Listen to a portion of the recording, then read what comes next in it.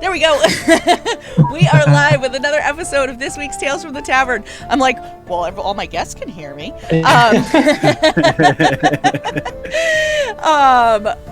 It's one of those things, like every week I have to miss one button, so I'm hoping that I just got it out of the way early this time. I feel that. Yeah. Yeah. So welcome, everybody. Thanks so much for joining me this week. I'm really excited to have you all here. This is such a fun group. I am pumped. So excited. Me too. Super excited. Yeah. Hey, girl. All right. Well, what I would really love to do is I would like to go around and have everybody just introduce themselves, tell us a little about who you are and where you come from, and we'll get started there. So, Goovy, we're going to start with you. Hi, I'm Goodball. I'm coming to you from California, and I'm part of From Afar podcast, a fun podcast with me and three of my other best friends that we started just to keep in touch since we all moved from afar. But yeah, that's it. That's me. Well, thank you so much for jumping in today. I'm super glad that we were able to get you to come on. Goovy was on in our previous season when we were on our other channel. So, yeah, super glad to have you back. Always happy to come join you, Luna. You're the best. No, you. Next, we're gonna jump over to Nolan Lacey. I'm Nolan Lacey. I am part of Good Better Quest on the Final Plank Network. It's a network of shows that, similarly to Goodval, we started making podcasts to stay in touch. I play a cat, but I'm not a furry. I have to explain that to a lot of people. So I figured I'd lead with it. I'm so excited to be here, though. Doug was on a couple of weeks ago, and he had a blast, so I'm excited. Yes, I'm super excited that you're here too. Doug messaged me and he said, I've got 2 people from Good Better Quest that want to come on. I was like, all right, great. Yeah, after that episode, we all started messaging him and we're like, tell Luna whenever she wants us on, we'll be there. Perfect. Well, I love it. I will probably, I'm booked out now through mid-December. So probably sometime in the new year, I'll get to the rest of your crew. I promise. Suck it, David. Next we have Ty Burris. Hello, everyone. I'm Ty Burris, Lord and Master of Creation. Actually, I'm a Lot Even Star on DeviantArt, Twitter, Twitch, and YouTube, and I am with the Dice Tyrants, which is also who James here is with. And I'm the creator of the TTRPG Aether and Steamworks, which I've just finished the 1.5 edition, which will be uploaded soon to Drive Through RPG. So, yeah, check that out when you can. I do all kinds of various streaming, which I plan on doing again soon. Since I now have time, I can do some more game streaming and stuff on my own personal channel. And I do art. So, yeah. Yes. That's me. So you guys probably have heard us if you're a frequent visitor of our channel. Ty is the one who did this gorgeous overlay that we are all sitting in right now. He put together the intro video for me. He did our starting soon, BRB, and stream ending screens. He also created our amazing logo. So big kudos to Ty. We owe him a ton. We couldn't have done this without him. So thank you, Ty. We love you. Very welcome. You all deserve it as well. You're wonderful people. And next we have Cora. Hi, I'm Cora. I run 2 live stream games, one on my own channel, Cora Spire, and one on my other channel for Sending Stone Stories. I'm the DM for both. I also run other bunch of off-stream stuffs. I'm an admin for an Adventure League Discord server, where I run Adventure League games on there, and I'm excited to be here, I guess. I don't know if I have much else to say. That sounds fun, though, an Adventure League Discord. Mm-hmm. I might have to pull out my Adventure League card for that one. And last but not least, we have James. Hello, everybody. I am James, the founder of Dice Tyrants, which Ty is a part of. And yeah, I'm super excited to be here with all these amazing people and chat it up with Luna. It's going to be a super good night tonight. And yeah, give it up for chat. Y'all are great. Thank you so much for joining us tonight. Y'all are amazing. You guys are amazing. What's up, chat? Right? Chat's What up? We have the best. We have the best chat. I'm telling you. Chat's doing it up big. It's so true. So we've Can already I we've already confess started. something? What's that? Can I confess something? Yes. I would watch streams before I was like part of any kind of Twitch anything, and people would be like, "Oh, we love you, Chet." I'm like, "Who's this Chet guy everybody always talks about?" We love you, Chet. And I love when I realized, I was like, "Oh, I'm just dumb. That's what it is." Chet was inside of me all along. Chet was here. The chat It was was the inside chat of we you. made along the way. Oh Speaking to gosh, me. I love it. Well, we're gonna jump right in. Ray Mayhem has already thrown out a great question, and I think it's a perfect one to start with. Ray would like to know, if your favorite spell was a drink, what would it taste like? Ooh. I have to think of what my favorite spell is What first. the heck is my favorite spell? I know. I mean, You can't include Fireball. That's too easy. I can't do Fireball anymore. I know. Can't do Fireball. I'm gonna have to cheat and use one from my game because it is my favorite spell, I guess. Okay. So, my favorite spell would taste like the morning after, where you knew what you had done the night before. That way you could make the decision on whether or not to continue drinking that drink. And the spell is one that allows you in my game to bank rolls, so that you can change the outcomes of events in the future. That way you don't make bad decisions as soon as you take a sip. I like that, Oh. Tyson. I like that. That ability has come in handy so many times in our games. I think the worst thing about me is I drink it and be like, "Nah, I'm gonna keep going." It's gonna happen anyways. I see the Seems decision like a lot of coming. bad things happen. Guess we're gonna have to cross that road. It's an adventure worth partaking in. I'm gonna enjoy the memories later. So I don't typically play spellcasters, so I don't get to use spells much. But my go-to favorite is always just minor illusion, and it would taste like whiskey, because why would it taste like anything else?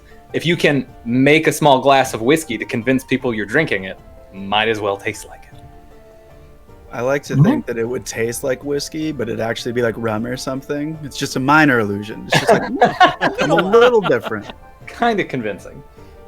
I think my favorite spell is Dragon's Breath. So I think my drink would taste like various different types of fruits then, like a green fruit, a red fruit, a black fruit, and then it'd have one really bad one that would be the acid flavor. So it'd be like warheads. My drink would taste like warheads. Oh, fun. Atomic warheads. I think, I guess it's not technically a spell. I was gonna say Divine Smite.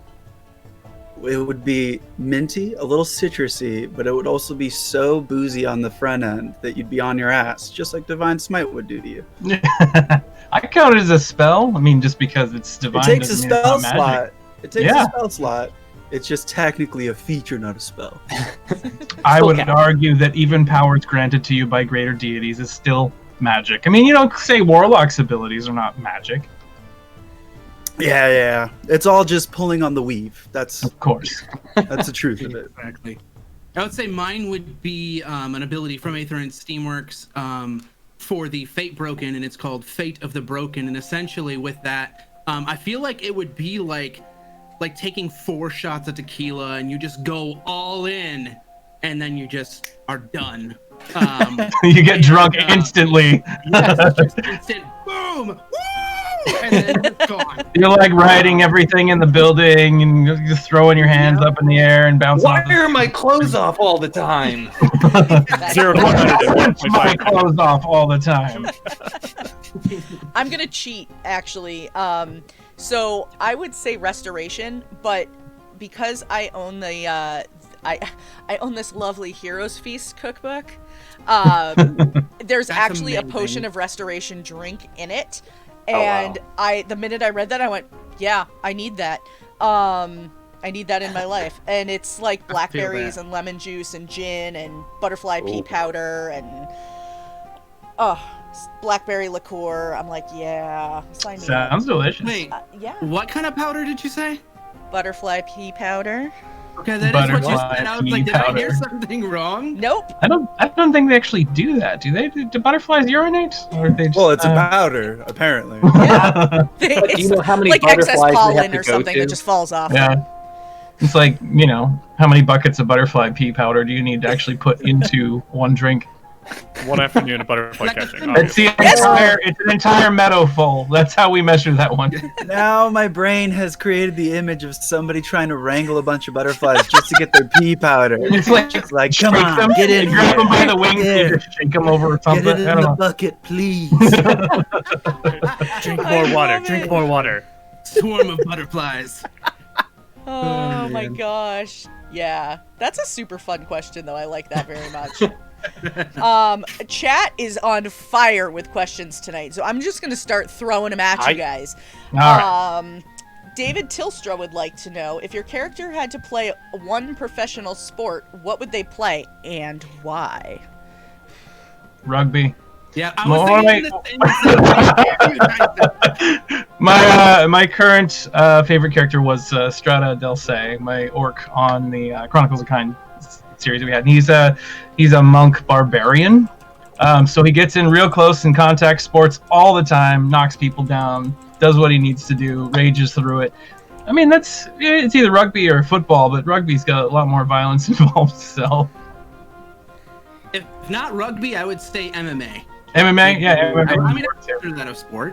You know? Yeah, that's. I mean, there's a lot of physical activity there. Classic monk sport right there.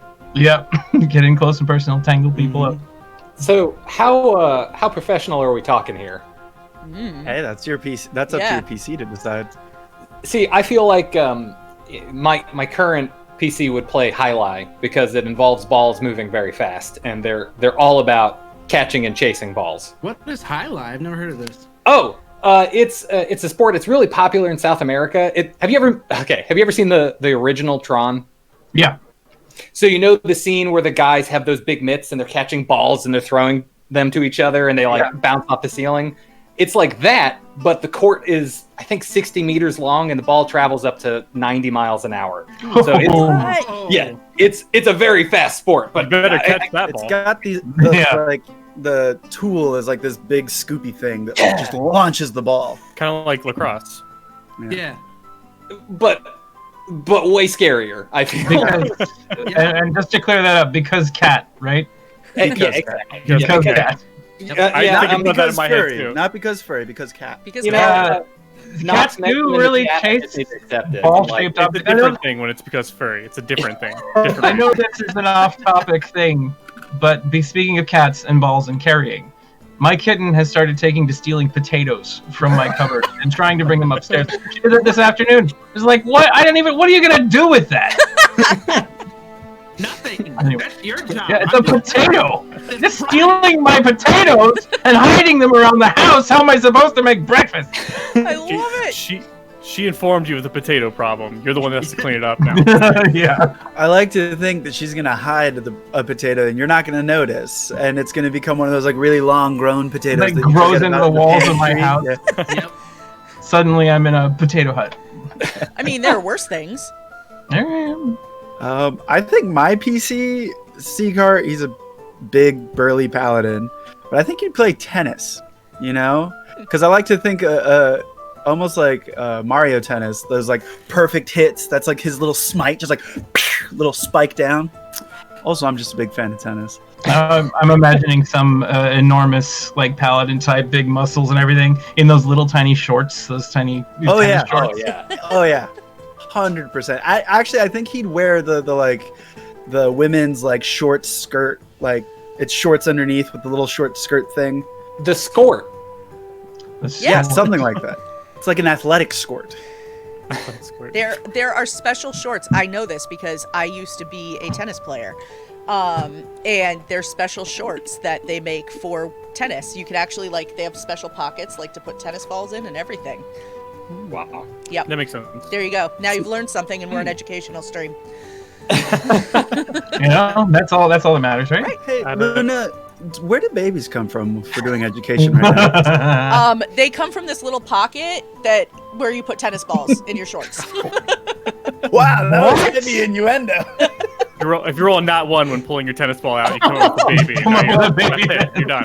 Where did this baby come from? Is Dang that it. what my parents It's meant a when they said I was an 5% accident? chance on every tennis ball. My tennis career is over before it even started. This is why I avoid sports like the plague. Right? This is why I took up D&D. After listening to most of From Afar, my only problem with Sieghart playing tennis is that I could see him trying to hit the ball with the anchor and just like, I've got this. Yeah, I like that image though. It would be pretty cool. Like have a little regular tennis player on the other side, and Sieghart just like grand slams the tennis ball.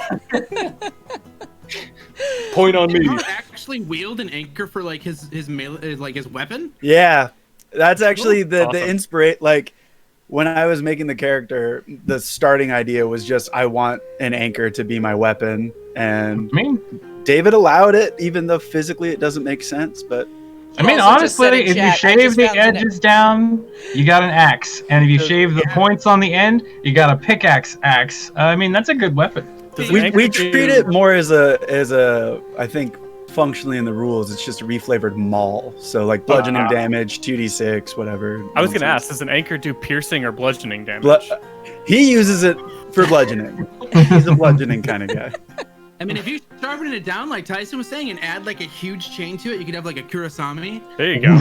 Like your size, that would be awesome. It over does here. have a chain Get on the end. over here. Yeah. In our session 0, which wasn't like like released or anything, we did attach a chain to it, and then it wasn't till like episode 33 or something that I ever actually used the chain for anything. We're notoriously bad.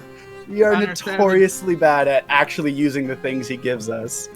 Yeah, the rings. That's, I'll just Yeah. leave that for everybody else, but there are some rings. I'm Give sorry, me did the you mean ring on every episode player ever? 2. Yeah. Literally. Oh my gosh. But no, David's shouting in chat to say how much it weighs because we were underwater and I dropped it on somebody from like 50 feet up, and then we were like, well, how much damage does it do? And then he's like, well, I guess we have to decide how much it weighs. So I think we decided it was 127 pounds. Oh my gosh. Yeah, the Because- average longsword is only like 12, between 8 and 12. Yeah.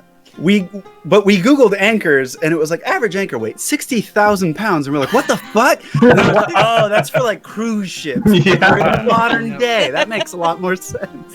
So I have a random historical bone to pick with longswords being 8 to 12 pounds because they were not.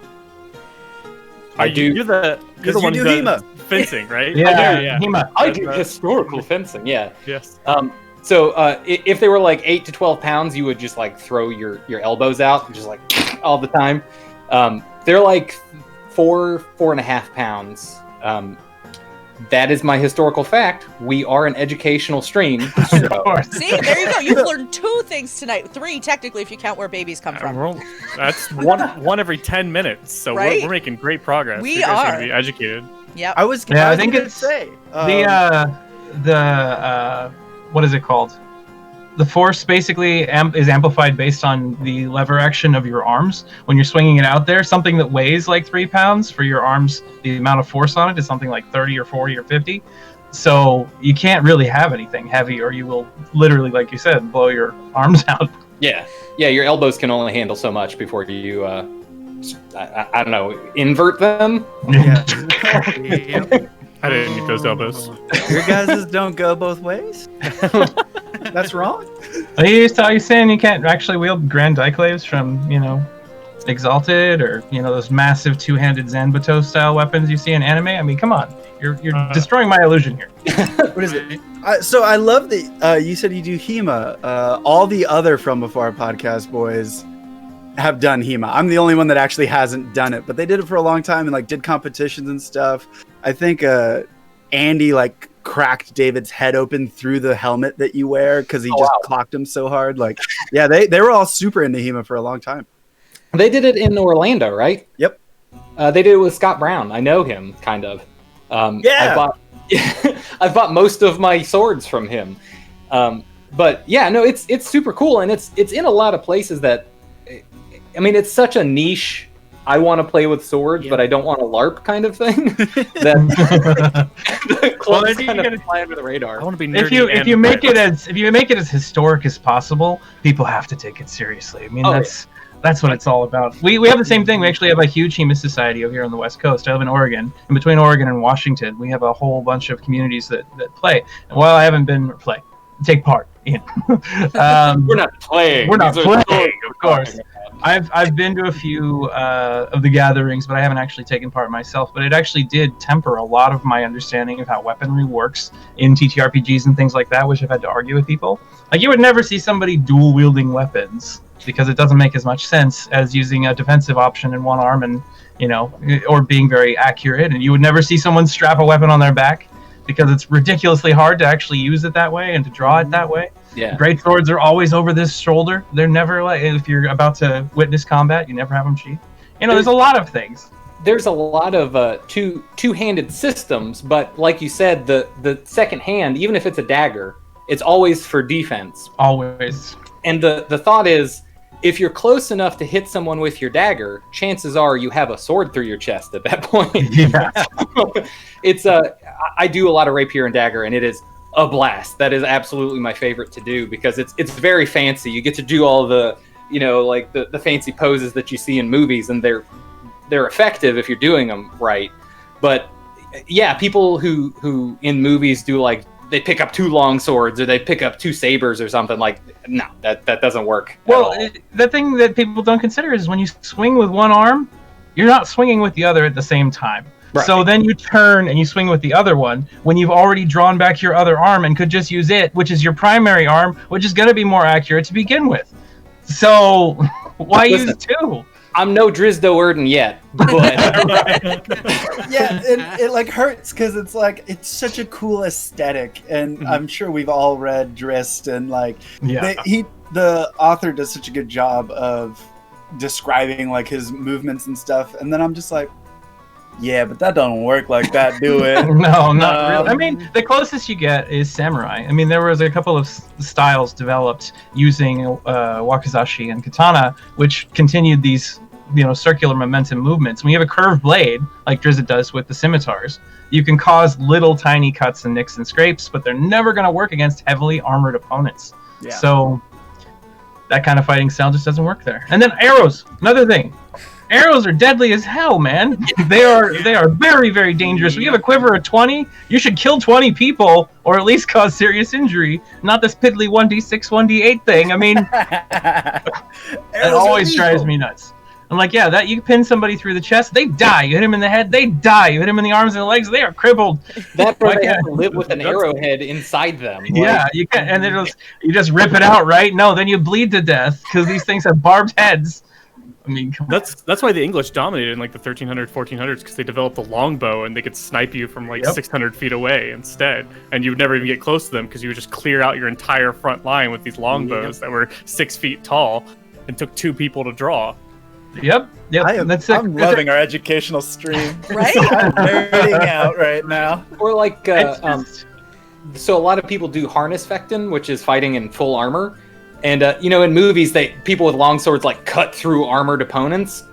That doesn't happen. That's super the way it bounces off, you might dent them, you might wear them down. You have to get through or around the armor. Yeah, you have the right weapons that can penetrate small pieces. Yeah.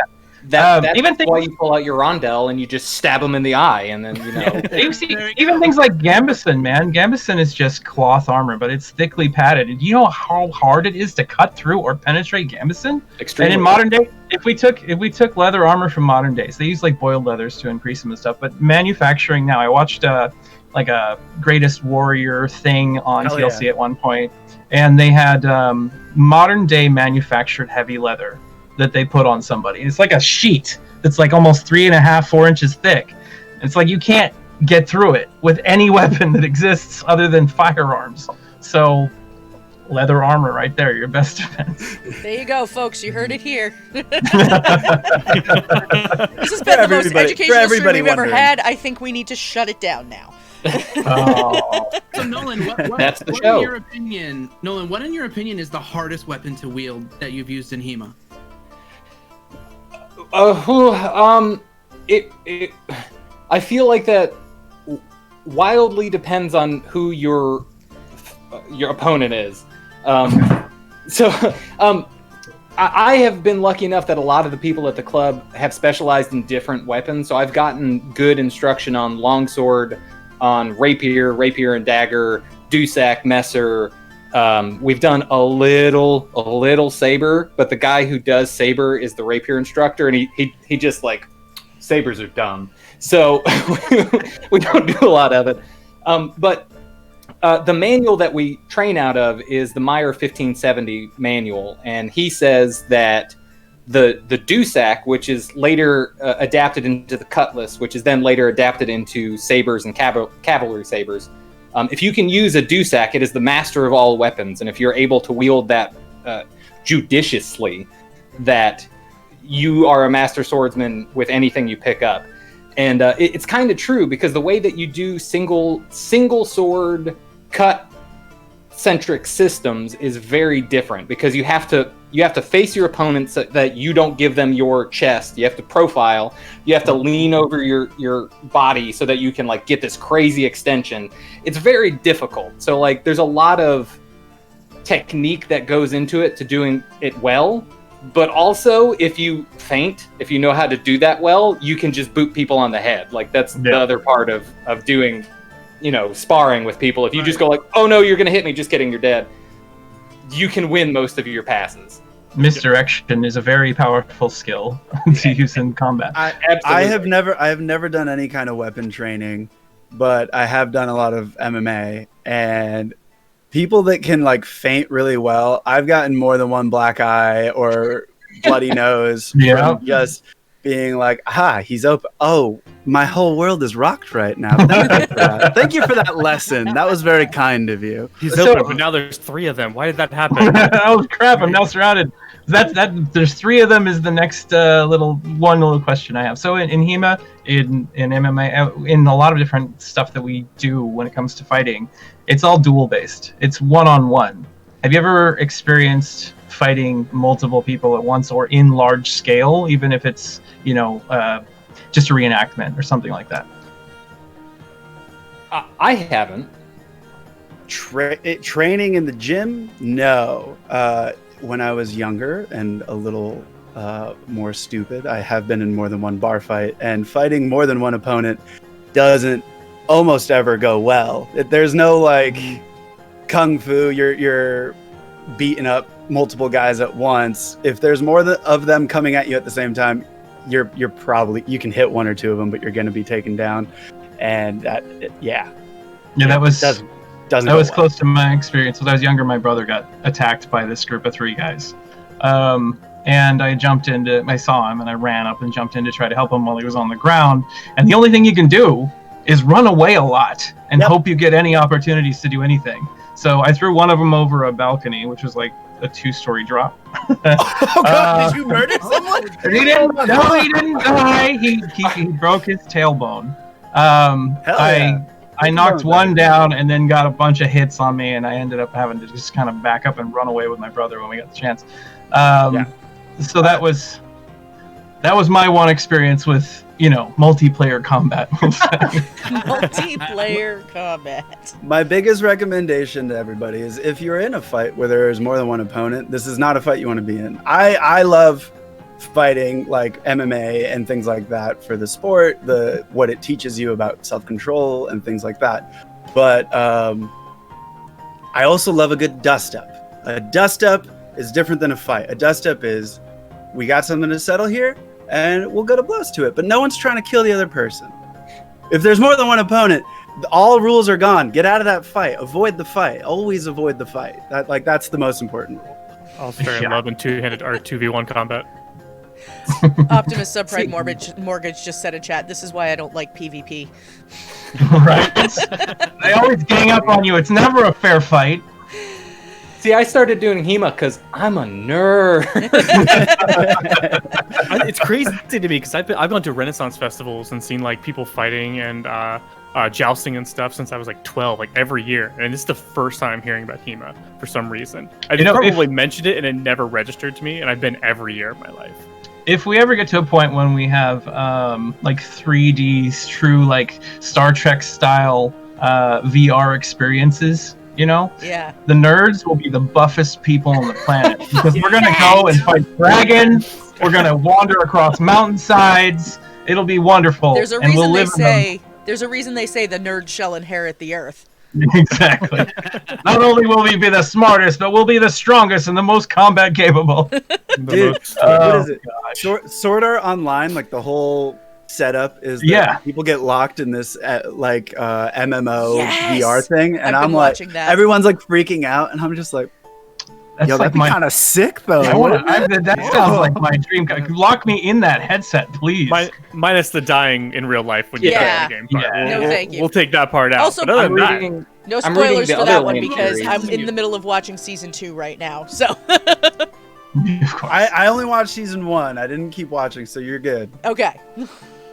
I'm reading the Other Land series, and that's like the whole premise of that show. That VR is just everywhere, and like people just live in VR now, and people pass out and die because they forget to eat.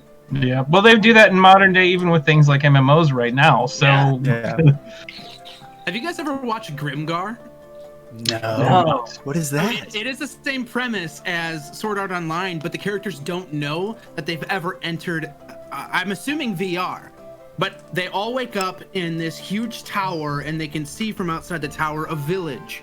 And they're just like, how the hell did we get here? Like, we all just woke up. Where are we?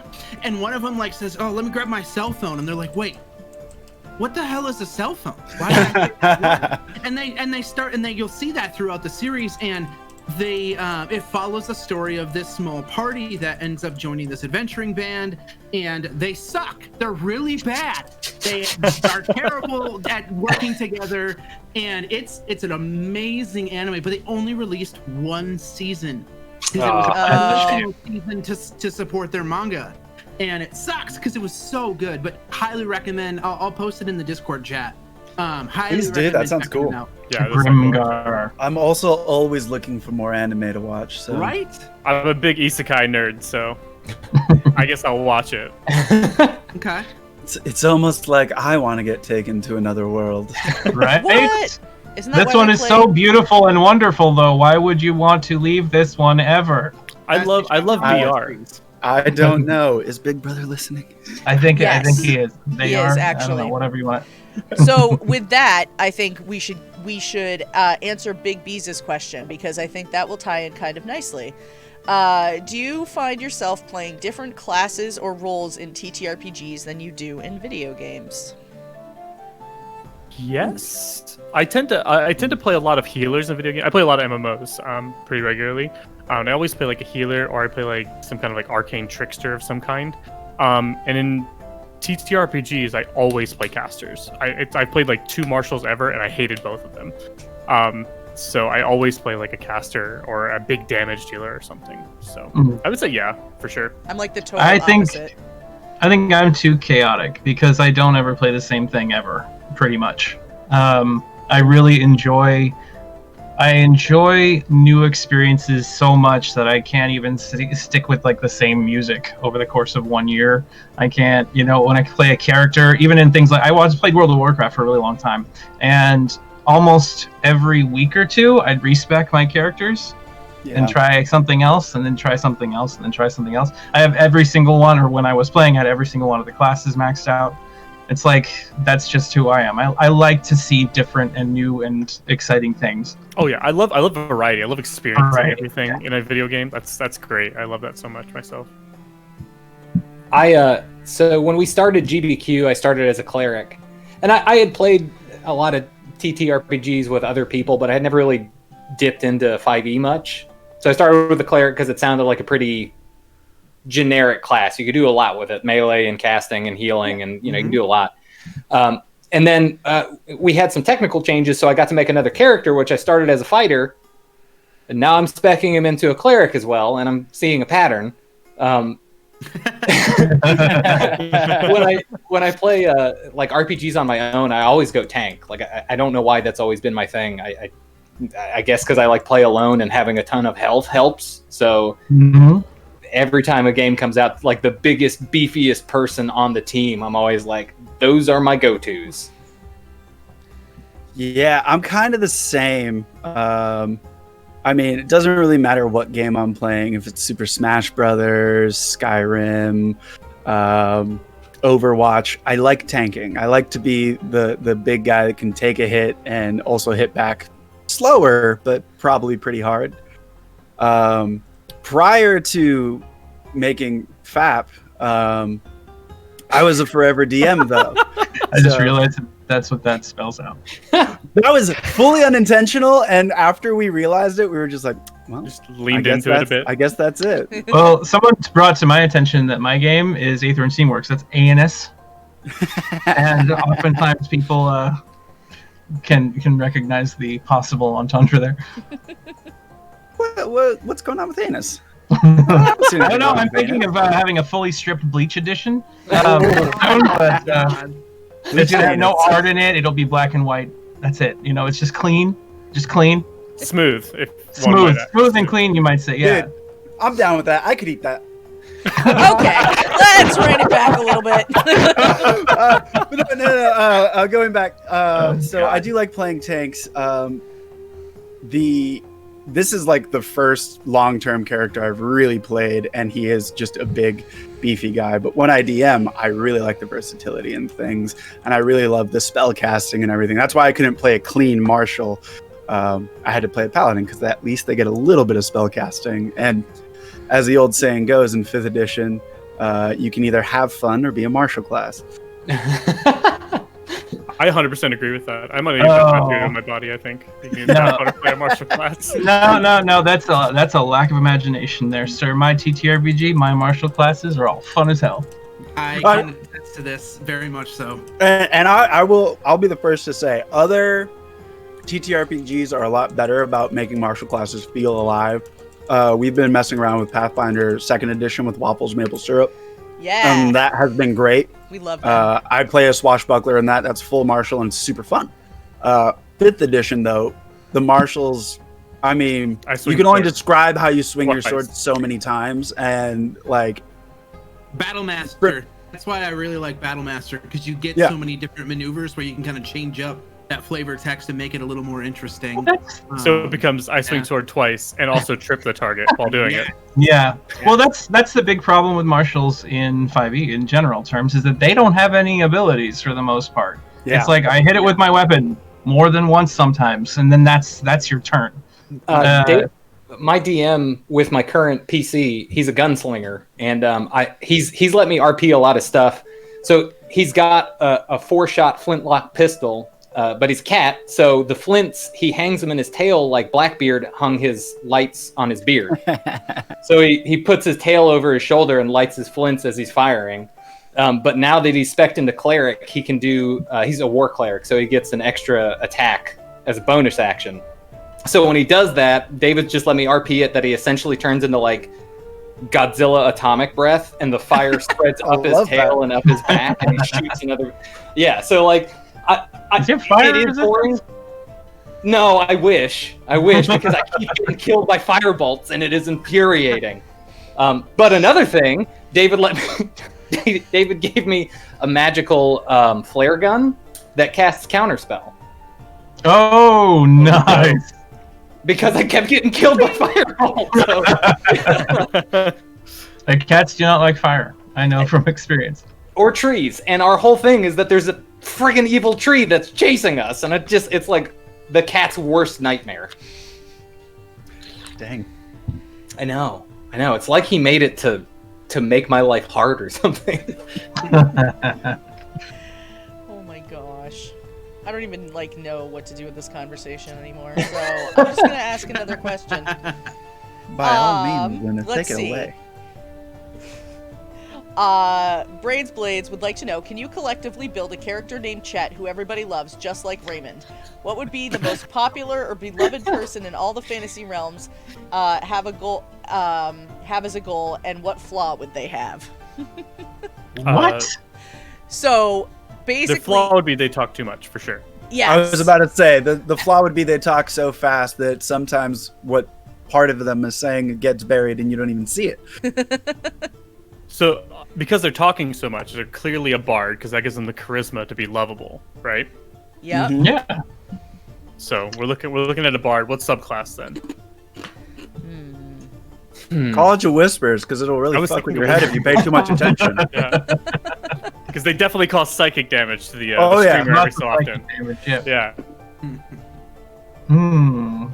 What would their goal be? What would their goal be? Could their Respect. goal be To be support the too people charming? they love most. Support the people they love most. I mean, that's what all bards do, though, isn't it? I guess it depends on the game. I mean, pretty much bards love those around them, right? So, I mean, Yeah. love the ones you're with. I take offense to this. I've taken 6 bards, and none of them have been the horny bard version. And I'm always so confused by how everyone talks. It's I'm like, I've never fully been a horny bit. bard. I It's have just a meme never that seen refuses to die. anyone play the horny bard, and also 5th edition doesn't have seduction as a skill, which older editions did. I've seen it played. I've seen it played a couple times. I actually saw one like Saturday on the stream I was watching. A guy who was just seducing everyone around him every chance he got. But Oh, Our bard is a reluctant bard. Like they don't want to be a showman, and they're only extremely horny for one person. It's weird that they're like the most monogamous bard I've ever been around. They do it really well. It's really fun to watch. I don't think I've actually ever been in a party with someone who's like, I rolled to seduce the XYZ. I don't think I've ever actually had that experience. Yeah. I mean, I typically DM, and like I have a couple of side games running aside from the podcast and everything, and like my table rule is just like, hey, like it's an open world, you can do what you want. If you are going to do anything sexual, we're just going to fade to black and pick back up, because I'm It's not comfortable uncomfortable. doing that. Yeah. Totally get that. So like we all love a nice dirty joke here and there, but at my table I'm like, we're actually going to keep a lot of the sex stuff out, because that's not what I'm here for, dog. You don't I'm here want to to- role play it. Yeah, I'm here for like a great fantasy experience, not to role play your sex ideals. You get those BioWare rules going on. Hey, I don't want to look into your eyes, so I'm talking about how this NPC loves you. I'm not Yeah. gonna hide it. I actually own a T-shirt that says "BioWare romances me right." Nice. You gotta love a good BioWare romance, or like Alarian Studios Divinity and stuff romance. Yeah. Like those are great. Love that. And that's when I'm alone. Right. And it's just me in the game. That's me That's not time. when there's other people at the table and I have to be like, she looks at you with a whimsical eye. Fuck that. Ugh, I hate it. I do have to admit to having had a player roll for stamina for me real quick, please. Ooh. And then you get the big bad situation that occurs with a horrible roll, and you're like, and later that evening you find her laughing her way out of the room. Yeah, Yep. we've had that happen a few times in games I've been in. Although one time I had one of my good friends and we were playing it was a home game. This was several years ago, and we encountered a succubus, and Ooh. we may or may not have changed alignments when we paid for the room in the inn to send a party member to bed with the succubus, because they had no idea that that's what they had run into. And we were like, yes, by all means, go off to the inn. We will give you money for the room. We got the perfect room for you. Yeah, it was bad. Very warm. Yeah. Oh gosh. Let's see. Nick plays D&D. Hi, Nick. Nick would like to know, if you could spend a year living as a different playable ancestry from D&D, elf, dwarf, etc., what would you choose and why? That's an easy one for me. I love elephants. I wish I could be an elephant. I would be a loxodon, full stop. I won't lie. I want to did not have see a that cool coming. prehensile trunk. I want to have tusks. I love elephants so much. I have 7 elephant little paperweights right up here on my desk shelf. Like, elephants rock. I would have to say that along the lines of animal types, I'd either be a turtle or an aarakocra, because I either want to go under the ocean or into the sky. Nice. I respect Dang, that's a better answer. I've always been a big fan of elves. Not like the ridiculous, like, I am an elf, I'm amazing. But just like being able to just like really dive into forests and experience all that stuff and like be one with nature. Oh, I love it. The immortality and the perfect beauty also helps a little, I think. I mean, Also, the meditating, like, I don't know how deep you guys get into the lore of things. I love it all.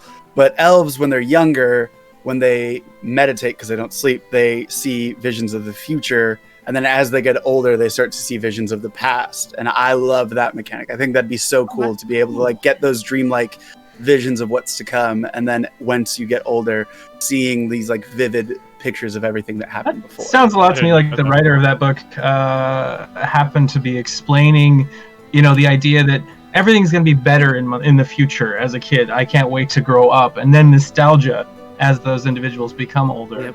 Yep. What about the past? The past was so wonderful, and now I have to live in the future, and it sucks. It's deep. Very deep. I would go full gnome. I love gnomes. I Gnome. just like, especially after reading the first 15 Drizzt books, Belwar Disengulp was like my favorite character. He's so awesome. great.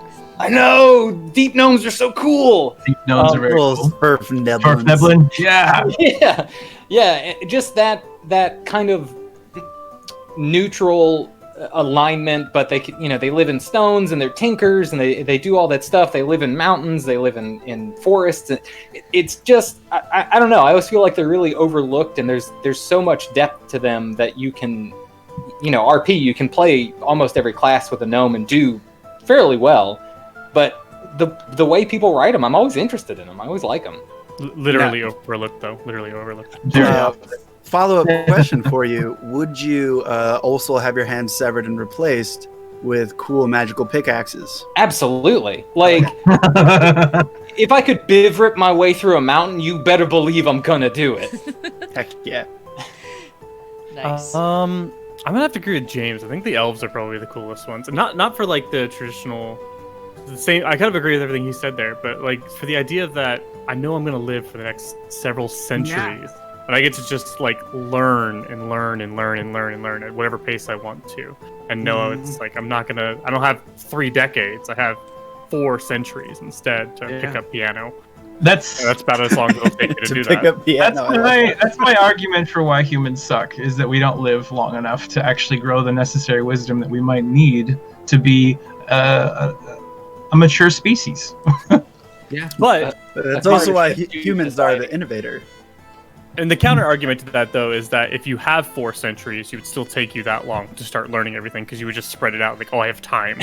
I don't need to waste it. I'm And gonna time sit underneath this isn't tree as- and look at the sun for an entire day because I don't have anything else I need to worry about. I'm not saying, well, I mean, you might take your time with things, but even just taking your time with things gives you a greater appreciation for things, which makes your mindset different than that gotta do, New York style, everything needs to be snappy because I'm running out of time and I need to write as fast as possible and might die tomorrow and I have to make sure my book is out and I don't know what's going to happen otherwise.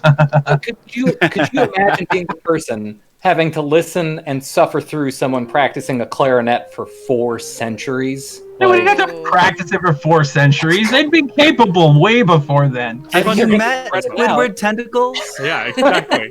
Same He's page, still same bad. No, I actually think I might change my answer because now I started thinking more. I'd be a dwarf because I love to drink, and in D&D lore, You have to get that holy water. yeah, but when dwarves drink, they remember more, and it brings them almost to like a sort of trance-like state of like vivid memory, and then that's why like dwarves are known for having like the raucous drinking like things, because then they'll all like relive in their memories like a great battle they went through or something. And I think that would be super dope for somebody that drinks as much as I do to remember more so than forget. Sometimes you think you know lore, and then you meet somebody who's just like, and dwarves remember more when they drink. And you're like, I have no idea this. Yep, I This didn't is know not a that. thing I knew. That's I pretty am cool. a huge nerd. So I got to the episode in From Afar when David was talking about his tattoo for the bridge, the bridge 4.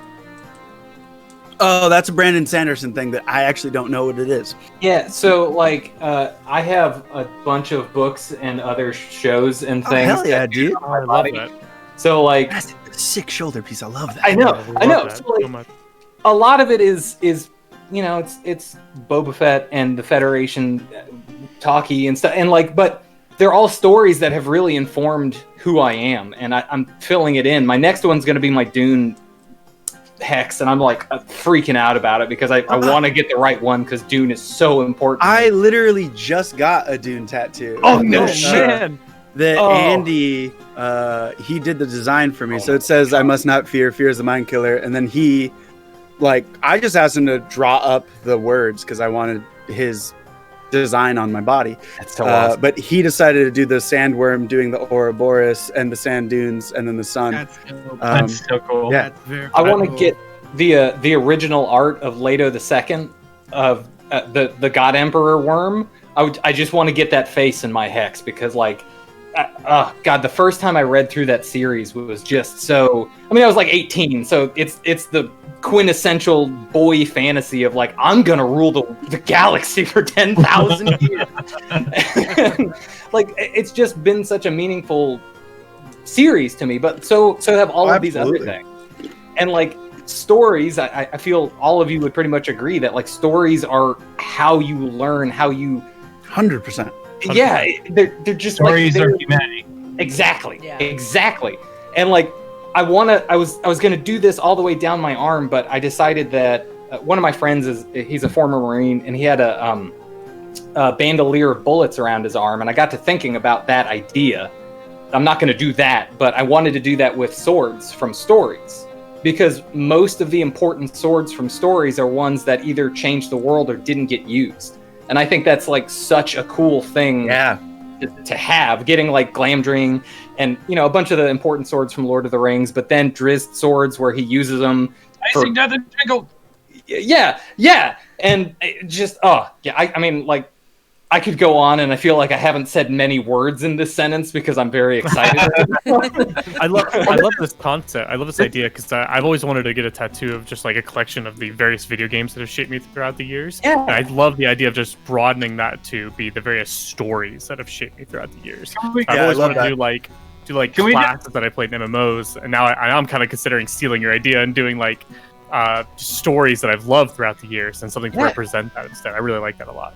Can we just take a moment to appreciate the storytellers who have helped shape our memories over the long period of time that is our lives, and recognize, whereas some other individuals in society might not recognize the value of spending that time with your favorite shows and books and sitting around the table with all of your friends and developing these stories that you are telling inside of your head. They're memories. They're part of you and are very personal quite often. I mean, I get that same way about a bunch of games I played in the past. Things like Final Fantasy VII, things like all of our Salvatore's works. All of those things are intrinsically part of who you have become over time and are part of your identity. And the fact that they happen to be stories and they're not real life doesn't work. It doesn't matter to the brain because they are experiences you have had and experiences that you have memories of that will be with you forever. Absolutely. Yeah. And like, I think that's my big, like, you know, a lot of people don't understand, you know, people that aren't gamers and things will be like, why, how could you spend so many hours playing a game? Couldn't you be doing something else? And it's like, yes, but like, this isn't just a game. Like, this is a huge story and it's a grandiose adventure or a lesson to be learned. There's pain here. There's bright sides over there. It's an entire learning experience for things I might not necessarily face myself, but it's still a lesson I can learn to have in my toolbox to then traverse regular life. And I think that's also why D&D is so exciting, because then it's just you and your friends making that story, going on that grandiose adventure, learning those lessons, having those hardships, and coming away knowing a little bit more about yourself and the world. Yeah, and not only that, but when you're making those stories with your group of friends and everything, part of who you are comes out in your actions, in what you decide to do, in what people write. Yeah, and I think I watched a video one time, and somebody really puts this in perspective for me, is that when you play TTRPGs versus playing like video games, you never say, well, I experienced this, or I love that this character did that. When you play a TTRPG, you say, I did that. me. Yeah. I was the one who participated in that, or we did that, and I think that's the big difference. Is like it feels more like an experience that you are engaging with and you are a part of because you are the one doing the actions. So metaphysical statement here. We as human beings are fourth dimensional creatures. We can see the third dimension, therefore we are fourth dimensional beings. We can't necessarily see what kind of interaction we have with the fourth dimension or beyond. But let's say for hypothetical reasons, when we create a world, it exists somewhere. So anytime you are making these decisions as this character, in some ways, maybe you are literally that person in a different reality. So one of my favorite facts to throw out is that a study was done where they did brain scans while people played TTRPGs, and they did brain scans on when people recalled TTRPGs. And the way that your brain lights up when you're telling a story of something you read or something is different than when you're telling a story about something that you did. And when you're recounting something that you did in a TTRPG, your brain lights up as though that was genuinely your memory and you actually experienced and lived through that. It's because And you're legitimately making those decisions. That is my choice. I see this Exactly. encounter and we're in a bar and suddenly there's people doing, what do I do? Right. And then you say, well, based on these, categories of whatever, this is how I act. That is literally you making that decision. So what you're saying is we're casting demiplane as we're playing these games. Exactly. Exactly. The fourth dimension. So I'm sure all of you have heard of this, and I hope that it's getting more research on it. But essentially, like attaching something to your brain when you're sleeping and creating and projecting an image of what you're dreaming about. That's something that they've done some research on. I don't know where it is now. Would you imagine if they could do that for, TTRPGs and stuff like that, where they take and recall all the experiences you've had and project it onto a display, Imagine and then so create cool. a show about that or something like that? Would Oh be my so God. dope. The future of TTRPGs. Everybody wears a headband, you sit around a circular table, and then all of you project your combined image into what you see right in front of you. As you're reacting and talking and interacting and using these scenes, and you watch it play out in front of you like you're watching a damn movie you're controlling. It'd be like You guys are And the getting me next too step excited. is nerve gear. And we've come full circle. You guys are getting me too excited right now. That'd be so cool. wow. I would love though, because Oh, my goodness. you know that unfortunate thing when the DM describes something and then you're picturing something a little different. Now imagine everyone's projecting and then it's just like this one section that's blurry because everyone's different things. Well, It's I just feel like, the way the brain works, obviously, it tries to complete the picture of a whole. So if you're staring at something and it looks a little out of place, you will adjust until you become able to see what you're looking at. So I think it would work out. I think it would. It would also force clarification in explaining the situation. It's like you see an image from your player, he's like, they're envisioning a football field area, and you're like, no, it's a 10-foot room. My problem is that like my dreams typically end up more on the like Call of Cthulhu RPG than the D&D RPG section. Yes. To the point where I've started asking if David and some of the other people in GBQ want to play a Call of Cthulhu game because I have some ideas. Dude, I guess that does bring up another point. I don't know if I'd want to project some of the stuff that comes into my head while I'm in the middle of GMing. God forbid you get a text or something that's a little racy, and then you're just like, "Oh, stop projecting, stop projecting. Hold on." I'm more like, I would turn every single game into a nightmare. I don't want that to happen. Right? Dude, I'm a huge Lovecraft fanboy, and I'm actually, hopefully, going to be running a Call of Cthulhu for the boys of FAP pretty soon, because we've been dying to do it, and it's just, time and scheduling, and it's been really rough. But I love Cthulhu, and I've never played Call of Cthulhu, and the best way to learn a game is to run it, right? Pretty much everybody in that just dies by the end, though. That's just how they always turn out. Yeah. Going crazy or dying. Yeah. I have an idea for a campaign of essentially the Chronicles of Narnia, but you don't ask for it.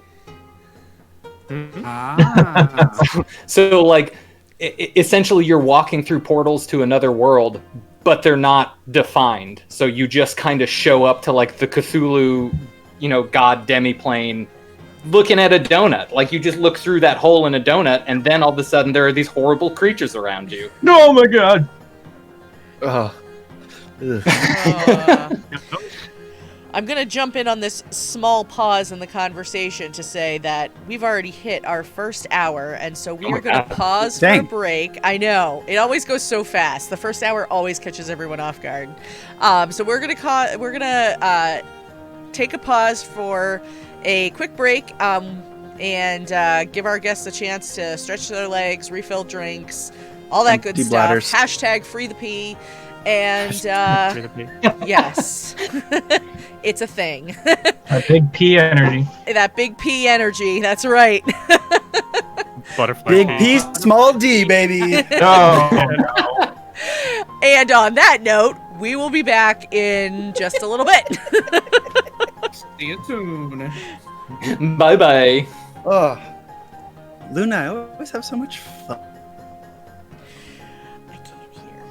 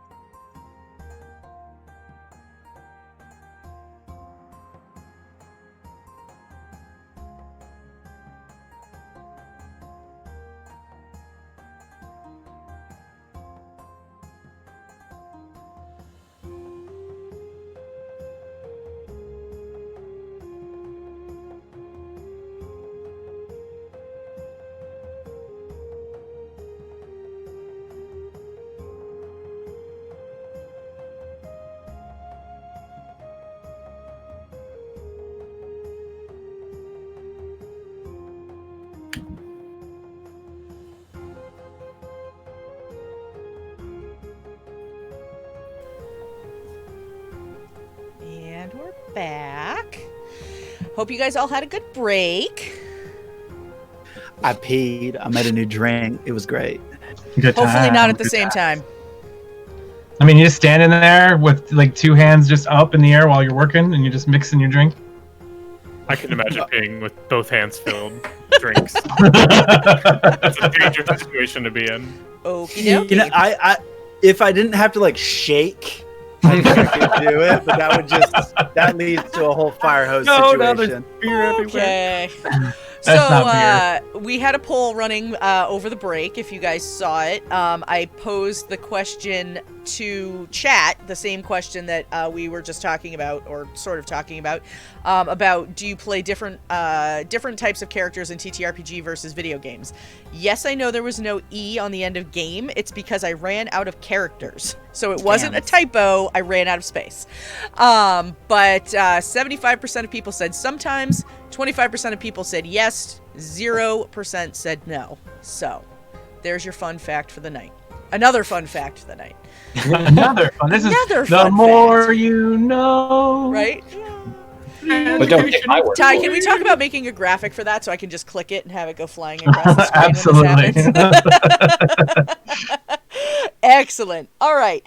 Well, we were having a really good conversation before we went to the break, and the next question that came in actually, I feel like sort of leads to this a little, because, we were talking about just, like the memories that are associated with storytelling and stories and being a part of the story. And so Ray Mayhem had a great question. Has your heart ever broken in a game, or have you ever broken someone else's heart in a game? Define broken heart. Do you mean like good way, bad way, or any way? I would say anyway, but man, I'm sorry, Ray, if you're in chat and you want to clarify, please feel free. I would say if it's any way, I would say yes. I know I'm answering first. I tend to be very fast on talking. I'm sorry, everyone. How dare! So one way, and this is personal to me, to Dice Tyrants as well. We had a series called Silver Shield that was on last year. Oh, And one of our characters, our Sinan's character, Caleb Wesley, was an individual who was suffering from PTSD but didn't really realize it. He manifested a lot of his own personal guilt as these ghosts that would follow him around and he'd talk to and would try to convince him to do things, and he had aggression towards some of them and shoved them away and things like that. And we had a large-scale story arc all season long that led to a position where he had to kind of come to terms with his own inner demons. And then the way that he did, he thought he was going to lose control of his character, but it turns out that there was this huge episode we had where he had an acceptance moment instead, and came to recognize that this demon that he had on his back this whole time was nothing more than his own personal guilt. And then he got rid of that, and he hugged it out, and I created art for him for it, and that was a big moment. And another one happened in the same season, sort of, with James's character. That's the one I was going to bring up too. You're talking about with D. Silas. Well, if you want to take it, then you take it. Yeah, you go ahead. So there's actually two instances in that show where my character Silas, he's a chancer, which is a halfling that wasn't devastated by something called a genophage that happened on the halfling's home planet of Myocenes, and he wasn't there when it happened. So he essentially is just a standard halfling in the game. They're really cool though. So we had this like Wild West motif for Silver Shield, and so Silas had lost his wife and his unborn child. So he thought he wasn't sure if they were alive or if they were dead. Essentially, the Empire of Dwarves took them. Silas was a mercenary. His wife decided to go with him on this mission. They got taken by the Empire, and he got sent on this prison planet called Shulk. They escape, and throughout the entire season, he's just like, where is Asara? Where's my wife? I need to find her. We end up finding her, and it was such an intense, like, emotional roller coaster as we find her. Some messed up stuff happened, and like, I had to choose whether to let Silas possibly die or free her from what had happened. And it was crazy. There was also this other character named D, who I think had a love interest with Silas, and she gave me this necklace that was like a magic item, and it had belonged to her father before they had been in the war. And I was supposed to go back to the village that we were in and have coffee with her and talk with her and whatnot. And Silas was too busy trying to find his wife that he ignored her. And something happened, and it was crazy. That honestly, like, out of all of our shows we've ever run for Dice Tyrants, like, Silver Shield was just so good. Had so many emotions with that show. It was very, very fun. I love playing Silas. He's avoiding spoilers, so you guys will all go watch it. It's available on your YouTube, right? Yep, the whole season. The whole season. There you go. 24 episodes, 25 episodes, something like that. Hell yeah. Good. I was going to say that we haven't released these episodes yet, so I'm trying not to get into spoiler territory for my own show. I feel you, dog. I can't. First off, hold on. Take a step back. Gonna rewind from afar. David Tilstra is like, I see him putting the ball on the tee so that he can just knock a fucking home run. Like, I see some foreshadowing that he's doing, and I'm preparing myself mentally to just weep for when it comes up. Like, I can feel it. I can feel that happening. Like, I know in 3 or 4 episodes, I am just going to be a mess on the floor. I love that you're such a fan of his show. Like, that's so great to me. It's so good. So, Very flattering. Thank you. I know, right? It's awesome. It's awesome to watch. The sideline. So back to my show. Yes, please. My David, the first season I felt was always really good. The second season, David really started giving us some emotional cues to go on, and I think we did way better. And then this season that we're currently recording, he has come out with just some emotional gut punches of just like, you have to make this decision now, or shit's gonna, turn bad. And our player Kate, who plays Cash, our bard, Kate plays with such big balls that like I am in awe of the decisions she makes. Like, I love that. One of the big plot points that I feel is not a super big spoiler is there are favors being made with a being currently, and Kate just like tried to get someone's favor, and like everybody playing was like, "What are you doing? You cannot do that. That is so bad." And my character, especially the cat who has attached himself to the bard, is like losing his mind. So Yardy is modeled after my cat who like adopted us. So I've modeled him to adopt Cash as his owner. And every time Kate does something, I am sitting here on the verge of tears thinking like, what deity am I going to have to fight to make sure that my best friend in this game, the man that I love the absolute most out of any other being on this planet, stays with me? And Kate keeps doing these things where she's like, yeah, I'm just going to die, and then you guys are going to have to find me. And I'm like, that's killing me. I think the most emotional situation I've had in like a TTRPG was actually for one of my players that I was running a game for. She had we just finished like Lost Mines of Fandelver, so my first time DMing. So I was like writing my very first one shot, and I created this character that she really latched on to. This gold dragon named Kari, who would turn into this beautiful like blonde woman. And it ended up changing her character because she loved this gold dragon so much. She ended up going good.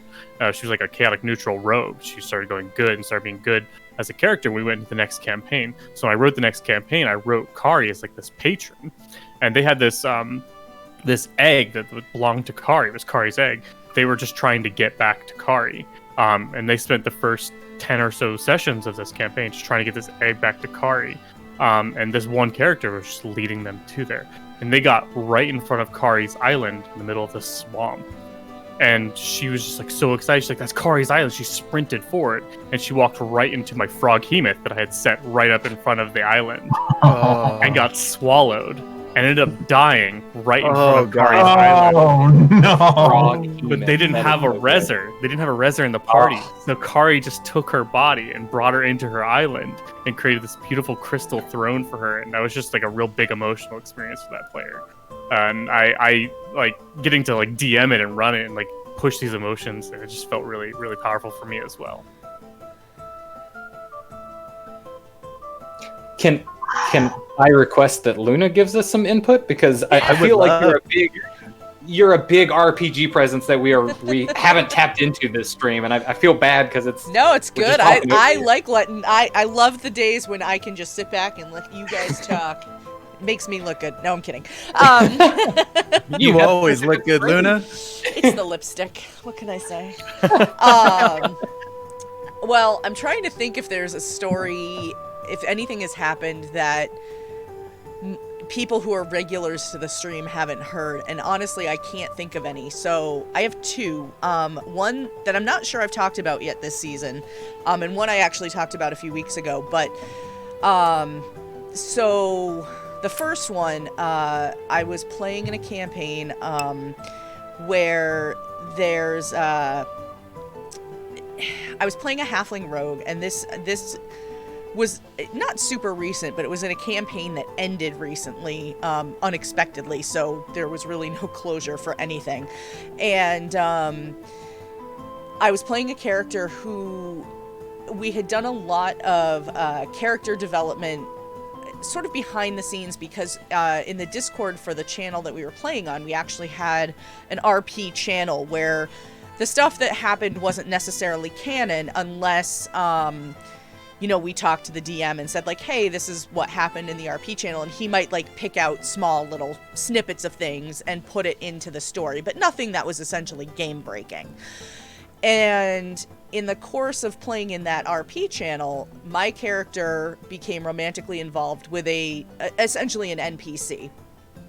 And so during the stream, that NPC became part of the storyline, and he was a ship captain, and his ship blew up while he was on it, and she saw it happen, and she was on the dead opposite end of the city, like, just gobsmacked, like she had no idea what to do.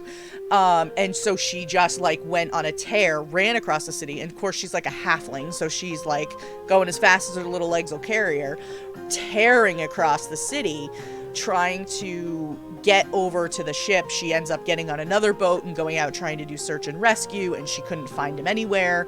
And it was awful. I mean, like, I could feel myself welling up on stream. It was devastating. And then another time, Ty is gonna know exactly what I'm talking about, because I had just shared it recently, and he and I were talking about it off camera another day, because I posted about it on Twitter too. But Ty and I were doing a stream together over on the Dice Tyrants, and just due to my own scheduling and life sort of being what it was, and whatever, I ended up needing to pull myself out of the story and leaving the stream, and ending up having to do that was devastating for me. And so it happened when we were we were in between streams, and so our characters had a little RP channel that was just set aside so that we could kind of use it as a place to, like, hash out information that we'd gotten or things like that. And so my character, in order to sort of leave with closure for the group, basically she carried a gun, and another character's gun had broken, malfunctioned. I don't remember exactly what happened. It was unusable. He didn't have it anymore. And so the only thing that she did was she packed her bags, she left the gun by his table, left a note, and said, thought this would get you through until you could get a replacement, and she walked out the door. And it was devastating. I was sobbing when I wrote it. I was sobbing when it happened. I was like, it was awful. It was really bad. Claudia. We missed you, Claudia. Yeah. Sanan did put your character back into a little scene where she saved our butts, by the way. Aww. Love that. I like that. Yeah. I love that for you. She was pretty badass, but it was just really unfortunate. Like, life got in the way, and I just could not keep up with it. And I was doing 4 streams a week at the time and maintaining my own channel as well. Yeah, it's a lot of work. Plus, I'm a single mom and working full time, so that's a lot of work. Yep. And chat says I'm sane for doing 2 a week. Yeah. That's why I say I want to be like Luna when I grow up. Yeah. One day it's gonna happen, I swear. I don't want to grow up. I'm a Toys R Us kid. Yeah. But I was a Toys R Us kid. I try to think about heartbreaking moments for me, and I'm gonna take heartbreak moments to be moments that yielded tears. Sure.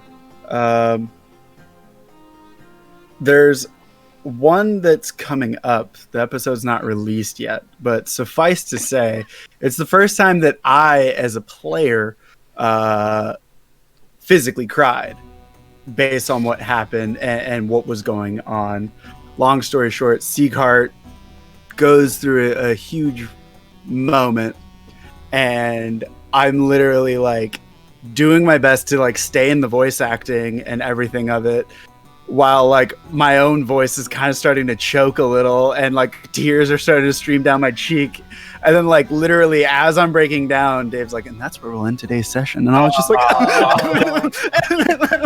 I'm just watching Nolan mentally prepare himself for this upcoming episode. God damn it, Goofy.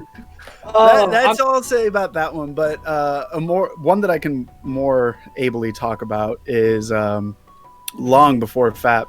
The only other time I've been an ongoing player was ex-girlfriend of mine and a bunch of our friends started a campaign, and I played Oof, who was a College of Valor bard, a skald. I like Viking stuff. I have Viking tattoos, but he was like the face of the party. We were playing with a lot of people that were newer to D&D, so I was like helping, kind of ease everybody in. So I used a lot of like silly catchphrases and stuff. But he kind of became the lovable fool. Every time we'd meet a new group or knew somebody, I'd be like, "My name's Oof, Slayer of Men, Taker of Women," and then the rest of the party would chime in, not in a creepy way. And then we were the snack pack and everything. But it was, he became that lovable fool of the party that was headstrong, would charge into battle and things. But one thing nobody else knew was written on the second page of my character sheet so no one else could see it. One of his flaws was he wanted to die a glorious death, that Viking death.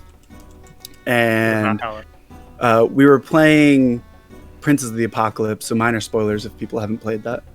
But long story short, there's these elemental orbs that sort of act as nukes. They like nuke a full mile radius and it's just gone.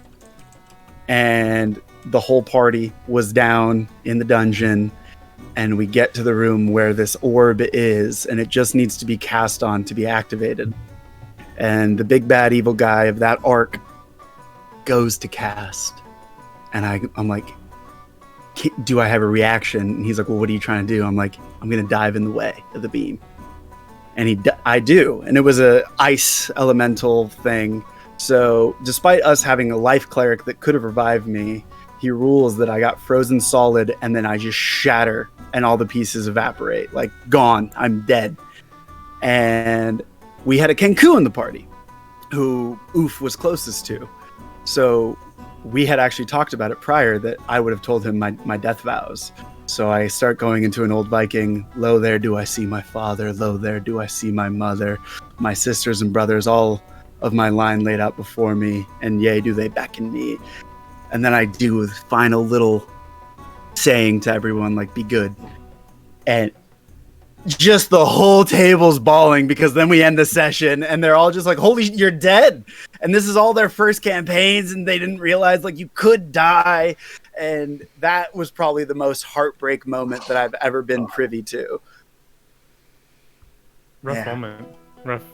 That's intense. The drama.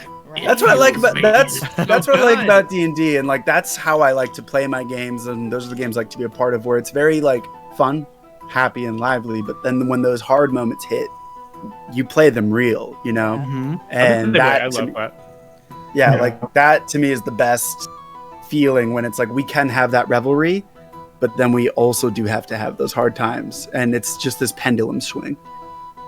Yeah, I love that too. Just having fun and enjoying it the whole time until suddenly you're Crying. NPC you're attached to your hand. dies. Yeah. Yeah. Well, I had feel a- like I had a game too. Oh, go ahead. Sorry. There's so much when you play something fairly goofy. When the serious side comes out, the emotions that you've put into being funny, like you said, it's just that pendulum swing of now it's serious, and it's the same level of emotion, but it's just a different emotion. Yeah. Yep. And like just the same way you commit to a bit, you got to commit to that hard point too. Exactly. Yeah, Totally. definitely. Well, that's a great lead-in to our next question. David Tilstra would like to know, what has been one of your favorite moments during a TRPG, either as a player or a GM? Oof. That's a hard one. I've got a lot of I know. things that I rather enjoyed about lots of things. Actually, by all means. We being most of the GBQ crew were invited to play on D&D and Big D a couple of times. I know David Tilstra got to play with them as well. And I don't think they were particularly prepared for the heat that we brought when they had us on the show. Because we're a lot when we come in a group. And they had us on twice. The first time I played an Aarakocra warlock that was actually modeled after a goose, and his name was Foie Gras. The second time I got to play as a bard, and I made him a techno bard. So all of the songs that he would sing were just techno songs. And the last spell... Yes! The last song I got to do was Sandstorm, and I made 2 goblins' heads explode, and I cast Prestidigitation on their bodies as they exploded, and just made sparks come out of their empty heads. It was so good. Beautiful. I love it. Adventurers are really fucked up. Yeah. Yeah, they really are. Real. Like, here, have all of my ego and my id all at once. On that Yeah, note, yeah. I was running a Descent Avernus campaign, and I potentially wrote something thinking the players wouldn't engage with it. I was like, I don't like normally doing this, but it was just like, the devil has asked you to go torture children or something like that. And I'm like, they'll never engage with this. So I wrote like a whole storyline of what they could do instead. And my players are like, yeah, we'll do it, whatever. I'm like, what is wrong with you people? I'm not going to roleplay this. I thought you wouldn't do it, so I wrote all this other crap. You never test your players. Yep, never. The one thing that's true about players is that they'll do the other thing. Yep. Yeah. They will always do the other thing. Always Yeah. do the other Mhm. thing. One of my favorite scenes in Chronicles of Kine, this was in season 1, I believe, is essentially like these ancient eldritch beings were brought to my homebrew world of Aldor Bryn, and they just screw up everything. They drain all the magic from the world. All this messed up stuff happens. And the players were looking for these ancient like tomes called the Chronicles of Kine. And they were in the city of Blackstone, which was a dwarven city. And they had just been through a bunch of shit throughout the whole campaign. Never a soft beat, never a time to like just sit down and enjoy a drink. And like, it was just go, go, go, go. Like a whole bunch of stuff is going on that's really bad. It was like 40 episodes of violence. 40 episodes of violence. It was just brutal. And I learned a lot from that campaign. That was one of that is the longest campaign I've ever run. And so they find themselves in the drunken. Finally they get a relaxing time, and like the bard in the party starts strumming on his lyre, and like they just kind of take this time to enjoy the downtime. And like I got a little choked up just because everyone's just like, finally we get to just relax. And like people were dancing and singing and, you know, bringing a bit of merriment, because everyone in the world was just like, everything is horrible, you know, everything sucks. And they brought a little bit of light into that tavern, and it was something small, but like it felt so big. It was great. There was a lot of heavy in that like 1.5 seasons that you had gone through to get to that point. And when everybody finally got there, it just felt like light. Yes, everything was light. We had fun. We laughed at some things. We got people to do some funny stuff, and it had been such a long time coming. Because James, I mean, seriously, the torment you put us through. Some people died. Some places were destroyed. Some ancestral homes got taken over by monsters, and then we were running a lot, and then we had a breather, and it was wonderful. I guess for mine, I have so many memories that are positive with individuals that I have roleplayed with that it's really hard to ever sit on one. From seeing many players like bouncing off each other and saying random funny stuff, and the laughing, and the, you know, I love making James go what, because he does that sometimes on the show. And he'll be like, the other day, the whole, you know, when you're saying the S word because of things that were happening with Elrond, and, you know, making Sinan basically go on rants all the time and like hide behind his green screen and open and close it and stuff because of how crazy he thinks the events are. I have a blast as a GM and as a player, and I literally can't choose a single moment because there are so many of them that we have. I love that. Yeah. Especially as a DM, like when you DM a lot and you like every time your players are having fun, that is the most like euphoric experience I can have as a DM. Like when my players are smiling and laughing and they're talking about it afterwards, or they message me like that was such a cool moment. That is why I DM. That is why I do it. Absolutely. I love that so 100%. Like probably one of my favorite experiences with the Fat Boys before we started releasing Quest for Atlantis. We actually did like a year-long campaign that I was running just to, it was us kind of getting our feet wet. We started getting our mics because we started with just fucking cheap headsets and everything. We actually started recording with like one mic, 3 of us in the room, and then David Skyping, and it was horrible, absolutely horrible. We recorded all of it, and it will never be released because it's unlistenable. But I was running the game, and David was Dim Tanks, this just huge, burly, wants to be a hero so bad, just such pure heart, half-orc. And he had a brother named Dam, who was a redskin half-orc. Half-brother, I think we ruled it. But and there was that moment where they finally meet Dam, and they had accidentally gotten teleported into the middle of an orc ceremony. And for interrupting the ceremony, Dam, who was this like very Thanos-like imposing figure, was just like, all right, like we need to settle the score. Like, I get that you guys didn't mean to come here, but like we need to settle the score. So they started, he was like, it's one-on-one combat. So Dim's like, okay, I'll fight you, brother. And it's just fisticuffs. It's not like we're trying to kill each other. It's a dust up. But they started going at it. And Dim has been just this pure-hearted boy the whole campaign, just always trying his best to save as many people as he can. And I started to just pull on David a little bit. I was like, make a wisdom save, and he fails. And I'm like, you're starting to feel that rage kind of starting to take over. And it led into him just going like buck wild, like taking the fight too far, and he's like winning, but now he's just ground pounding his brother. And at the end of that moment, Dave, who's sitting across the table from me, is literally like, I am shaking right now. And I was just like, you have given me such catharsis as a DM. I made you feel like, because I wanted this to be a powerful moment, but I didn't know that it would land. And then like to see it land, I was just like, this is so great. And then shortly thereafter, Christian's character, Nintendo, was it Nintendo or was no? It was Nintendo was his first name. Okay. Game console was his second name.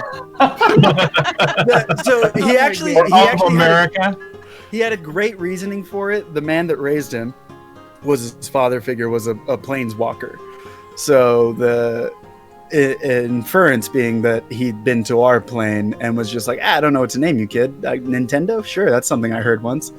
But he gets his leg bitten off by a hydra, and they go to heal him, but it doesn't heal the leg back, and he has to like get a prosthetic and everything. It was just this like huge emotional moment for everybody where like the stakes became real and everyone kind of got pulled in and invested, and it was just like that for me was probably one of the bigger moments where I was just like, this is fucking D&D. This is it right here. I have to say that I do want to share another experience, one that was pretty impactful for me. Like I said, I had a lot of them in my campaigns, but one of the more impactful ones recently was a one-shot I ran called The Last Alarm. Oh my god, that was such a great stream. Yeah, I had was it 4 players, 5 players? I don't remember at this point because my brain is foggy and it's the end of the day. So I set it up this way. I used a rules light version of my game. And I had these individuals that are all common soldiers that are fighting during this great war that takes place in my game. A bunch of dwarves and a gnome. And They don't know what their health is. I have it tracked myself. On the stream, when people start taking damage, I change the overlay to show damage, so they have like blood splatters across them and like bandages and stuff show up. Can you teach me? So cool. And every one of the characters, if they died, could give aid to their allies to try to accomplish this goal. They're trying to reach this alarm system that needed to be put out, like a first warning system, because there was this airship covered in this very powerful bomb, basically, heading towards the capital city that might have taken out the Emperor, or at least some really important figures. So they're running through this thing, running, gunning, trying to keep soldiers alive, going here to there. They've got like the typical tank type individual, real big, burly, big gun. They've got the medic, they've got the specialist, they've got the sergeant who's ordering them around and getting them from here to there. And even though it was potentially suicide, the specialist left to give them overwatch from up on top of a hill where you could snipe down at enemies that were sneaking up. We had the bruiser kind of run out in front, and when they started becoming overwhelmed, sacrificed themselves for the rest of the crowd, like rushing out and causing my players to cry again. We had one of the individuals that was an explosive specialist who accidentally ingested too much of this chemical agent that they were using that made him like start dying there on the spot, and the medic recognized it, couldn't do anything about it, and decided to tell him, "You're going to be fine, let's just keep going, don't give up, we got to keep fighting." He's saving Private Ryan him. Yeah, kind of saving Private Ryan him a little bit. The sniper gets overwhelmed, runs into one of the big bad guys, the BBEG of the entire series that we're playing on the other in the other campaigns, who then proceeds to like rip off his arm really quickly and basically wipes him to this point where he's just about to die. And then a whole bunch of nat 20s come off the back of it. And he injures the guy, and he escapes, and he makes it to an airship, and he flies out to try to assist his allies. We're inside of a building that is crumbling and exploding while all these soldiers are rushing into it. We're at the top of this tower that the enemies are disabling at this moment. We have like just the Doc running up the stairs while everybody fights for their life behind him, trying to give him just enough time. And then it ends. And if you want to see what that is, go ahead and check it out on our YouTube. But I have to say that it was honestly one of the most intense one-shots I've ran, and gave me a lot of ideas on how to run some of the ones that I'm going to be doing in the future. But the amount of emotion that came from that, the amount of investment that came from that, I still have players come back and tell me about that. And that right there, that feeling of like, wow, this is something that I can never do again, but was so amazing that I can never forget. That was a good one. And yeah, I'll tell you, as somebody who I watch a lot of TTRPG streams, and I watched that one from start to finish. And, usually I'm the person who, like, I'll pop into chat and I'll be listening, but it's kind of on in the background. I was riveted. I couldn't look away. And it was like, because yes, I was looking at an overlay of a Twitch stream, but it was just so, like, the storytelling was so good, and the emotions that everybody was feeling were so intense that it was like, it was like there could have been a movie on in front of me. And I was just like, I couldn't look away. I couldn't do anything else. It was amazing. That is I love that. Thank you. Everybody there was so good too. I love the actors. I love the individuals, the community that we have fostered, and that everybody here is fostering. All of you seem like amazing people, and I would love to play games with each and every one of you. Absolutely. Heck yeah. Same. I have to say that Cthulhu, anybody? Cthulhu. I would love to. I do have to say that the TTRPG community has taught me the value of myself. Often I get pushed. If I hadn't been part of Dice Tyrants and part of this community, my own self-doubt and self-worth issues that I've had would never have allowed me to finish writing my book, to be in the position that I'm at where I can be on camera in front of everybody and be as confident speaking as I am. And I have to say thank you to everybody out there that's supported me in this, because you're all amazing and you've all helped me become a better person. 100%. Always and forever, I love man. that. It's Yeah. so Always and true. forever. It's so true, though. All right. Well, I know that we have somebody who absolutely has a hard cutoff at the end of our stream. And so at this point, unfortunately, we were out of time for extra questions. But What I will do is I will post some of them up on Twitter so people can answer them if they want to. I'll post them up on Twitter either tonight or tomorrow, because there were some excellent questions that came in tonight. Chat was on fire, and I super appreciate that. That makes my job really easy, and it gives us some great topics for conversation. So what I would like to do is I would like to have everybody, again, I'm going to go around again and just remind us of who you are and where we can find you on the interwebs, and we are going to start with James. Hey everybody, I'm James. I am the founder of Dice Tyrants, and tonight was really fun, y'all. Like, it was a really good time. Awesome conversations about HEMA and TTRPGs and anime and everything. It's just super good time. I hope to be on this again at some point, Luna. I'll give you a heads up on when I'd be available. Absolutely. And, yeah, it was super fun. Yeah, you can find us at DTyrants on Twitter. You can find us at dicetyrants.com, where you can check out our calendar. You can head to our merch site if you want, which is on Redbubble. It's just Merch Tyrants. And then you can also find us at dicetyrants.buzzsprout.com for our Tyrus Savage Worlds podcast. And yeah, you can also check us out on Twitch at twitch.tv/Dice Tyrants. Pretty much just look up Dice Tyrants, you will find us. Thank you all so much. Yeah, very, very good time tonight. Yeah, James, thanks so much for coming on. This is the first time we've been able to get you scheduled, isn't it? Yeah, this is the first time. Yeah. It's so busy. I'm so busy. glad it finally worked out that we were able to have you join us. So thanks so much for making time in your schedule. Of course. And next we'll go to Cora.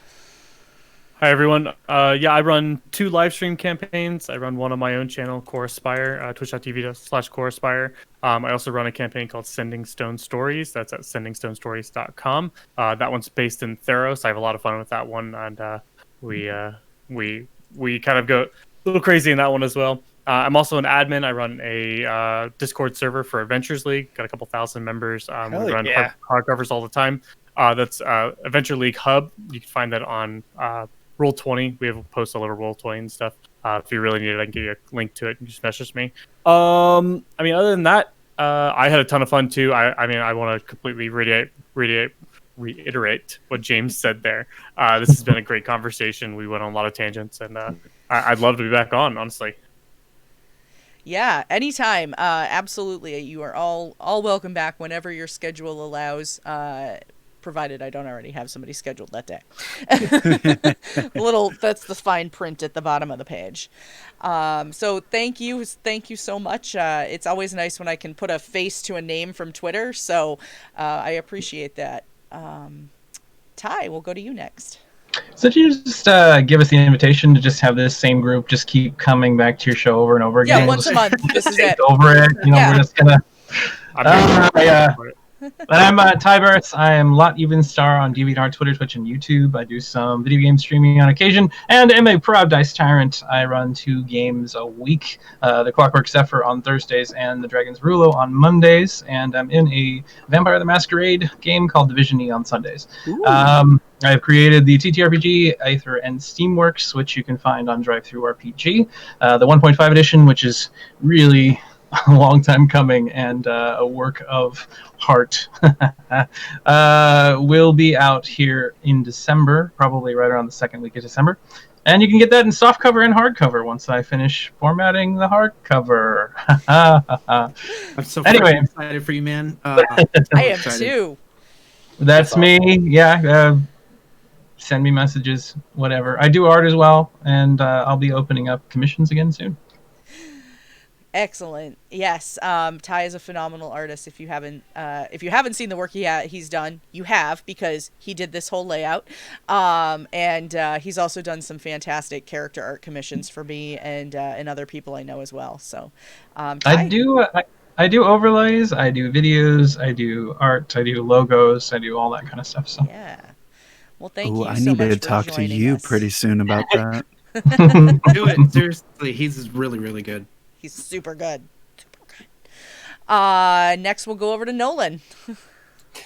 I'm Nolan Lacey. I am on Good Better Quest, which is a 5th edition D&D podcast. You can find it at Good Better Quest on pretty much every platform. You can find me at nlacy70. I've been in the chat. That's my personal thing on every platform. So if you want to follow me and hear about my cat from time to time, you can do that too. I want to reiterate as well. This has been an absolute blast. And if you ever have spots you need filled, just call someone from GBQ and we will be scrambling to figure out which one of us can do it. This has been great. Well, I will let you all know, and this goes for chat as well. And then anybody who's listening, we also release this as a podcast. We call it the Ears Edition. And I will be sending out on Twitter a sign up for the start of the new year. So I'll be looking to start booking that, and probably pretty soon. So look for that probably in the next week or so. It'll come both from my Twitter and from the Shared Experience Twitter as well. So, yeah. So definitely, I would love to have you back at some point. The GBQ guys have all been a ton of fun. So, excellent. We try. And Goovy, let's head over to you. Yeah, I mean, let me be the last to say that this was an absolute blast. I've never had a bad experience on Tales from the Tavern. Luna, you make such a great show, and you always bring together such great people. It's always such a good conversation. And I love it so much, because you never know what to expect, but it is always so engrossing. But you can find me at Goodball Talks on Twitter. I am notoriously bad at actually using Twitter. But more importantly, you can find From Afar Podcast at From Afar Podcast. And I'm going to invent our catchphrase now. Come fap with us. I hope David's paying attention. Maybe we should invent that. Maybe we Go back with them. It's worth the time.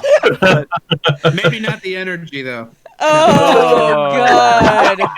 I think you just lost all of my subscribers. Thanks a lot, Goovy. So sorry. Fap can do that sometimes. But no, we have Quest for Atlantis. It's releasing, and we're working on a couple of extra things coming over the holiday season and in the new year as well. But yeah, Excellent. This has been so fun. Excellent. Well, I'm so glad that you were able to come back on. My method of reaching out to Goovy is to go via David. So that's how I get in touch with him. It's really funny because I've become our calendar manager and where are we, who's available, and what's going on. And then out of nowhere, David hops into a call with me because I was just lackadaisically in one of our chat rooms. Yeah. And he just hops in. He's like, "Hey, can you do Tales from the Tavern?" And I was like, "Yeah, I can do that. Fuck yeah, of course I can do that." And he's like, "Cool. This is when." I'm like, "That's in 2 hours. Okay, dog, let's do it." Yeah, we had a last minute cancellation. Somebody that was scheduled to be on unfortunately had to help a family member with a busted furnace. So we do not want anybody to be cold. So that definitely took priority. And I would just like to wrap up by saying that I am Gamer Mom Luna. Everybody knows me as Luna. This is Shared Experience. You can find us here every Sunday night with Tales from the Tavern, which is our nerdy roundtable discussion. We run from 8 to 10 p.m. Eastern. And you can find us on Wednesday nights from 8 to 11 p.m. Eastern with our 50 Shades of Crimson, which is a Pathfinder First Edition campaign. Tales from the Tavern is currently also released in Ears Edition form as a podcast, which you can find anywhere, and is also available on YouTube. We are currently working on building up our YouTube library, so our 50 Shades of Crimson campaign is also getting posted on YouTube starting this week, and will also be coming available in Ears Edition form as well. So we are very excited about that. Also, coming up in January, we are going to be launching a Star Wars campaign. So Nice. So we are very excited about that. So that will be on Tuesday nights. The time is still TBA, but definitely something to look forward to in the new year. Santa is bringing us some more Star Wars like we all love. So that will be a lot of fun. And let's see, we are going to head off over to a raid. Let me see who we can share the love with. We are going to head over to Sorry, I was just looking at somebody that I wanted to raid. And we are going to go over to hang out with our friends Total Party Chill. So if you don't know them, they're a really great group. A lot of people out on the West Coast, so they should probably be going for a while. And they are playing some D&D tonight. So we're going to... Let me drop that raid. And I hope you guys all have a wonderful night. Thank you so much for coming to hang out tonight. Thank Thank you, you, everybody, everybody. for joining us. And Chat. ladies and gentlemen, this was such a fun conversation. I hope This is to a do it great, this again. is a great episode. This is experience. excellent. Yeah. Yes, tons of fun. I love you guys. We love you too. Shout out for Luna being the best person in the community. Go! You guys are hilarious. All right, y'all. Well, I got a meeting I got to get to, so y'all have yourself a wonderful night, and I'll catch y'all later. I am totally up for Call of Cthulhu. I just want to make that very clear. Absolutely.